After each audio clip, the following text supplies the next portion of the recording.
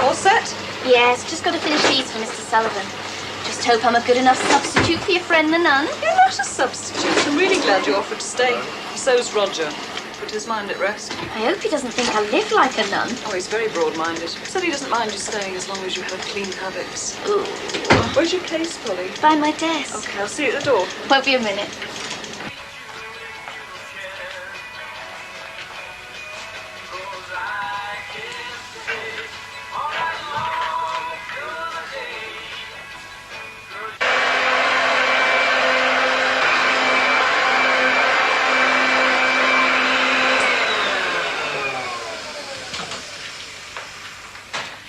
Doing this. I was done yesterday. Mine's done every day. Yeah, well, she hasn't got 2 kids and a lump of a fella to mess it up. Well, you're running yourself ragged when it doesn't need doing. Just go home, I can always finish it. It's done. Do you want a cup of tea before you go? I've no time. Oh, Petra will be home in a minute. I'm gone for a while. No, I want to get something done before she gets back. Thought you said you'd finish. Across the road, I mean. Eh? Well, she's in on her own. It's time I heard a word about the queer fella. Barry? Yeah, Barry. It's got nothing to do with you. With either of us. Oh, yes, it has.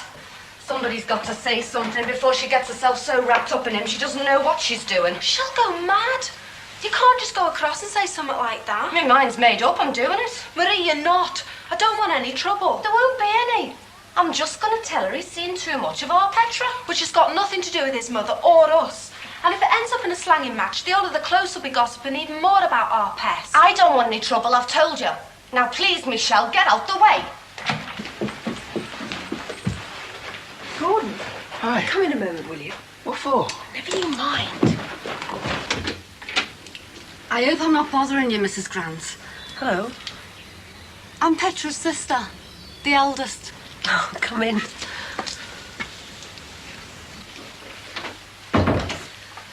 Well, you know my name. Aren't you going to tell me yours? Oh, Marie. So you're Marie. I've heard about you. Yeah. Well, Petra said you'd managed to get your house quite nice. Do you mind if I sit down? Help yourself. I've been coming here a lot lately, you know, looking after our Petra and that, and... Well, I should have introduced myself before now. Well, now you sat down. Would you like a cup of tea? Oh, no, thanks. I've got to catch my bus soon. Husband and kids to feed. It's nice up here, but it's a bit far out, isn't it? You know, no decent shops or anything. I've got used to it now. Don't you find the neighbours a bit, you know? Neighbours? That Roger, you know, the one that helped our Petra with the letter writing and that. He was very good, but... That wife of his is a bit, Lady Muck, my fella called her. Seems friendly enough to me. Look, Marie, it's very nice of you to nip over, but... Was there something special you wanted to say? One thing, yeah. Well? It's about your Barry. I don't know what you think, but I think things are going a bit too far between him and our Petra. Oh, yeah. What do you mean by that exactly? But you must have seen them. He's never away from the place. As soon as I've gone, or Army Shell, he's over there. He's done a lot for that girl. Oh, I'm not saying he hasn't. He's been very good. He's not the only one either. Roger and Heather, no matter what you think about them, they've done a lot for her as well. I just want you to know what he's letting himself in for. He's not letting himself in for anything. She won't have a word said against him either. Her husband was one of his mates. If they get involved, it could all go wrong. Petra's not right, you know. She's had a big knock. I don't want her... Well, putting your Barry through it. He's not stupid, you know. Look, Mrs. Grant, how much do you know about her, eh? Oh. You know she's expecting. Yeah. You sure about that? My son told me. I bet he doesn't know about the abortion she had. You better tell me. You're Catholics, aren't you? It doesn't stop us talking about it. This, Gavin dying and that, it's only part of it. She's not right, you know. A bit unbalanced, like. She had the abortion because I told her to. She was only 14. He was just a lad. Same age as her. They just went too far. My mum was dead then. Just me dad alive, and he did nothing but drink. He was no help. She was cut up about it for ages. Till she started going out with Gavin. They tried to have children, didn't they? Yeah, but they couldn't. They had to have all these tests and things. She'd killed one she'd started to have by accident. Then when she wanted one, she couldn't. Or he couldn't. This has got nothing to do with our Barry. One baby dead. One husband dead. Don't you see, she's not right. What's she going to be like when the baby's born, eh? It's all going to come back worse than it is now, and if your lad's there, it's going to be a mess. Yeah, well, he won't be there. This has got nothing to do with me or him. It isn't just that. My God, what else is there? People are going to notice, aren't they? The pair of them being together all the time. I mean, you say the neighbours are all right, but they're bound to notice. There'll be gossip. Will there? You know there will. Nobody's been gossiping as far as I know. Nobody else, I should say. And as far as I'm concerned, as long as everybody minds their own business, doesn't drag up any tidbits about the girl's past, there won't be any. I'm only warning you, Mrs. Grant. There's no need to. My son'll tell me all I need to know. As long as he knows what he's letting himself in for if he gets too close. There's no danger of that. And I don't want our Petra being talked about either. She's doing nicely now. Her husband was insured. He left her all right. I've got the kids' teas to do. Yeah, that's my next job and all. They waited on hand and foot. When I was their age, I was doing the tea for the lot of them. And I had to use my imagination with £2 of spuds and a couple of eggs. Oh well. Goodbye, Marie. I haven't come here to cause trouble, you know. But I've looked after that girl for years since my mum died. I can't help it. Just keep doing it. Don't take offence, will you?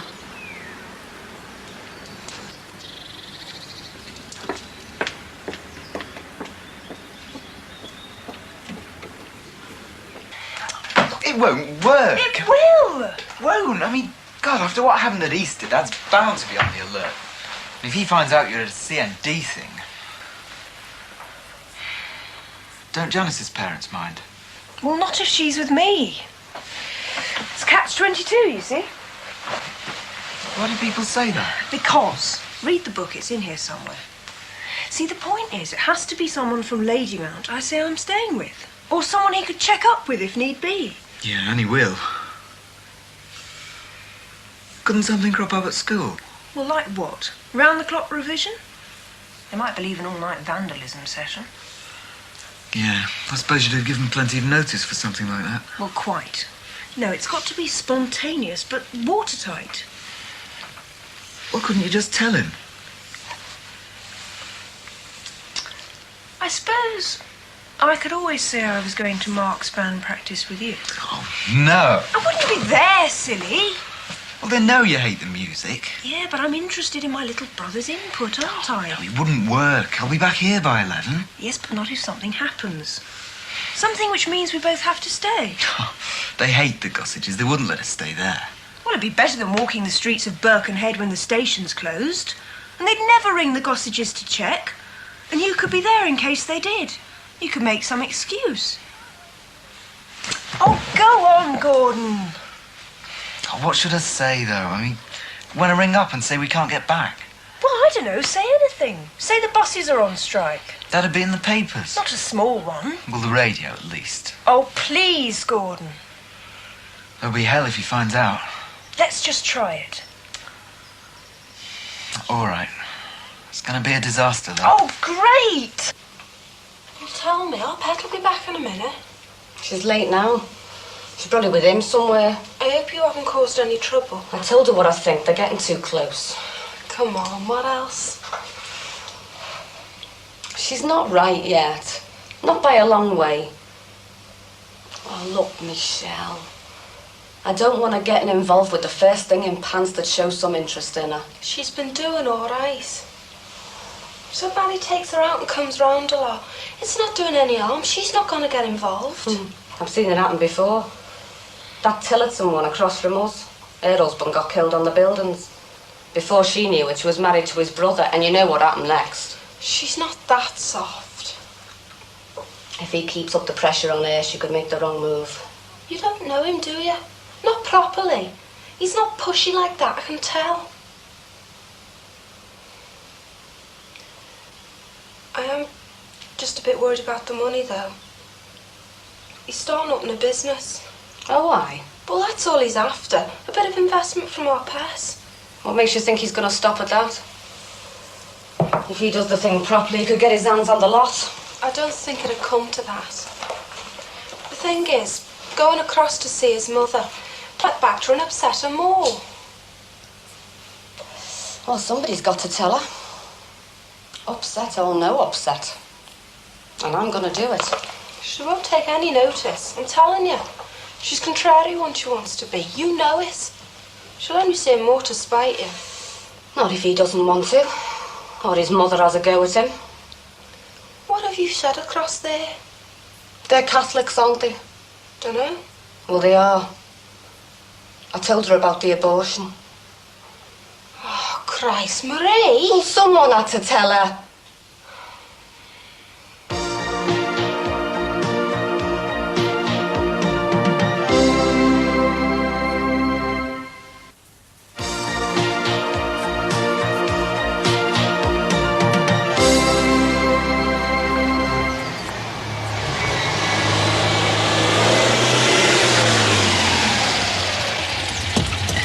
God's little acre. Well, this is nice, Ed. Yeah, all we have to do is get in. Roger's supersonic security system. He doesn't half look after you. Polly, you've never even met him. Oh, I know, but on the phone he sounds so caring. He makes me feel so secure. Hey, is everything okay for flight? Shh. Right downstairs. Got to read this lot before Roger gets back. I'll get your nose to the grindstone. Where's the key? Oh, it's in there. Oh, Polly, I've left the shopping in the car. Let yourself in.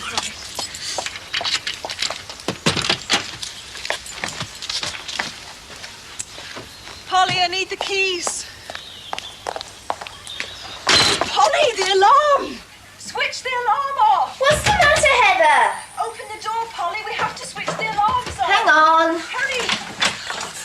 5, 6, 7, 2, 3, 3, 2, 2, 5, 6, 7, 8, Shut up, Polly. Get me Roger's notice on the bookcase and hurry. We've only 30 seconds before all hell breaks loose. What? 5, 3. Oh, panic over. I've done it. You make quite a dynamic entrance. I just usually let myself in. Polly, put the kettle on. Think I've heard that one before. I suppose Roger usually does the alarming. No, he's quite normal, really, apart from his obsession with security. It's like musical chairs down there, honestly. Mum comes in and Dad goes out the kitchen. She's got a beer in a bite about the city council elections. And Dad thinks he's going to start another heavy discussion on selling the car. Oh, it must be difficult, though, being cooped up together all the time. Well, it's difficult for us too. This is why we have forums de resistance.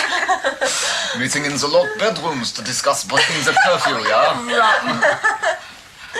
Well, he's rotten to us. I suppose you could recruit Roger the retard to goose-step us around the garden this weekend. Yeah, we could send messages to that big guy in the bungalow. He's got all this fancy equipment, you know.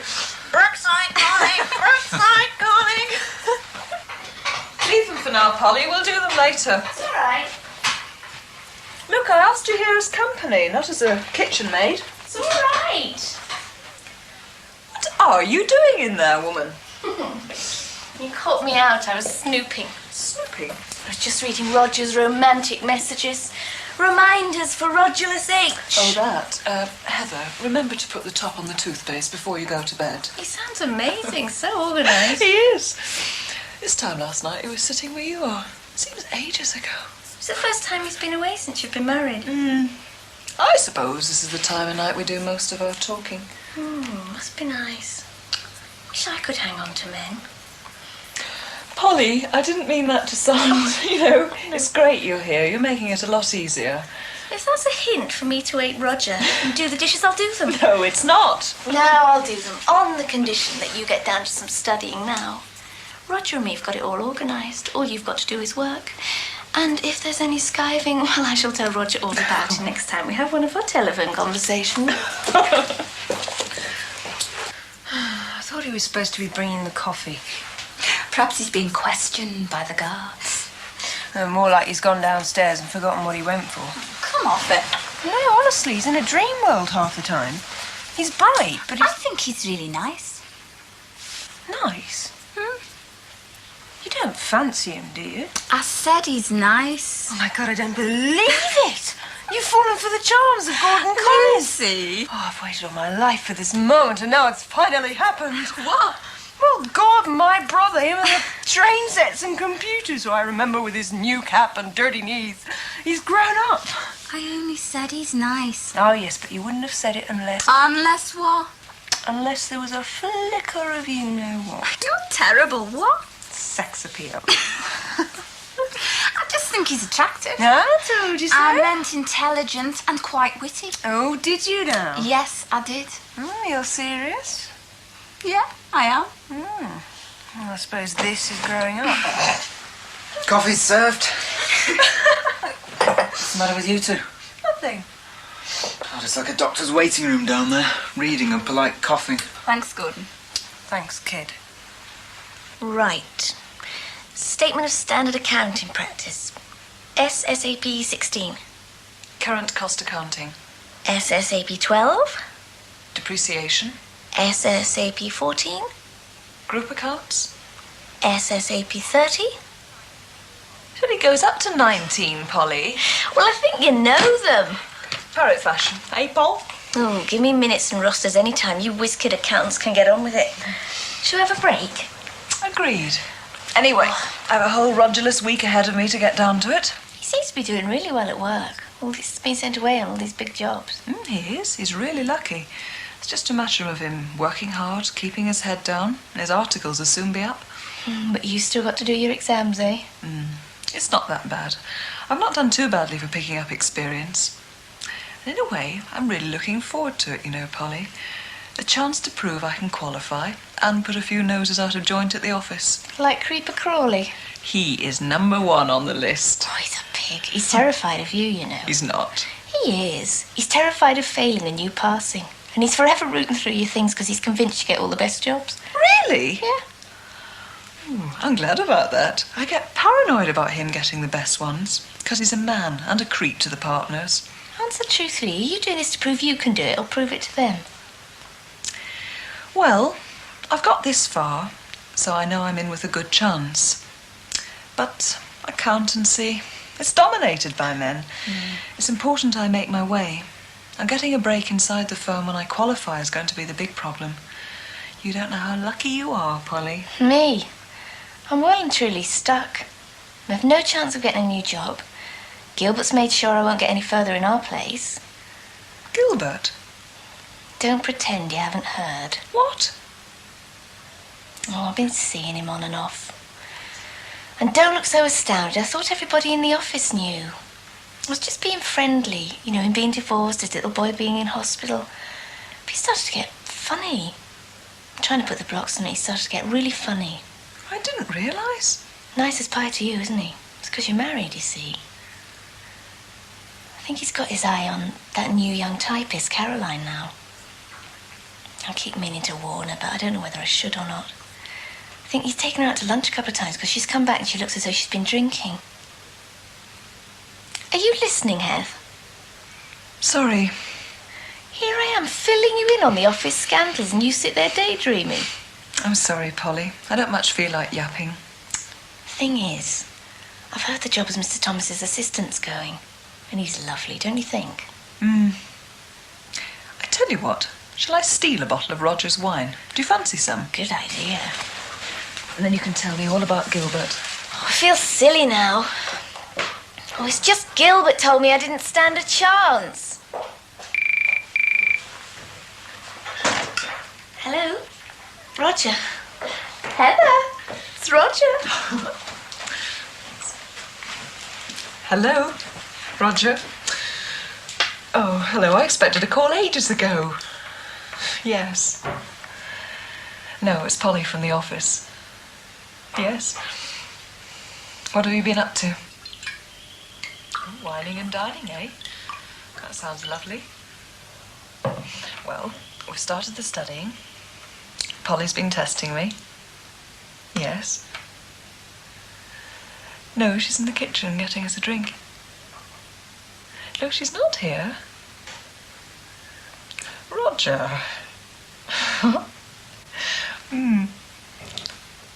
Yes. It seems ages ago, doesn't it? It was only a day. Watch out for the minefield and the searchlights. And if they get you, don't talk about tomorrow night. My lips are sealed. Hey, thanks for fixing it up there, Gordon. Oh, no problem, Jan. Right. I'm so excited. Hey, do you think if I wrote my views on the peace rally, they might publish it in the magazine? Well, they might do. It's worth a try. I think I will. Come on, I'll show you out. Thanks again, Gordon. Night. No. Thanks for the reminder, Rog. Yes, I have filled it in. First class stamp. No, I won't forget to post it. Don't worry. Bye, Rog. Yes, I do. You know I do. Yes. Bye. Bye, darling. Is he all right? He's just been out to dinner with the Smallwood Empire. Sounds like he was a guest of honour. Everything's going well down there then? It's good. Polly reminded me to post my exam entrance form. Well, that would be useful. Yeah, but I can't remember where I've put it. It was in the car on the dashboard. Oh, clever.